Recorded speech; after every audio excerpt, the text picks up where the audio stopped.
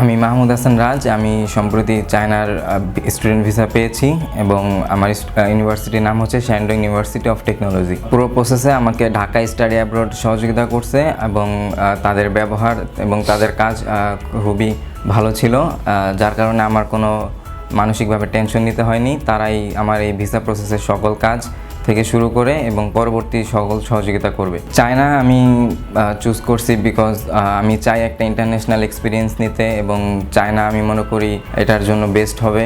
এবং আমার যে ব্যাচেলার্স এবং মাস্টার্স কমপ্লিট করার পরে আমি চাই আমার দেশের জন্য আমার অর্জিত যে জ্ঞান এটা কাজে লাগাতে পারি। সর্বশেষে আমি সবার কাছে দোয়া চাচ্ছি যেন আমি আমার ইচ্ছাটাকে পূরণ করতে পারি এবং আমার ভবিষ্যৎটা সুন্দর হয়। এবং আপনারা যদি কেউ চান ভবিষ্যতে চায়নাতে যেতে বা প্রসেসে যুক্ত হতে, সেক্ষেত্রে আপনারা ঢাকা স্টাডি অ্যাব্রডে ওনাদের সাথে যোগাযোগ করতে পারেন।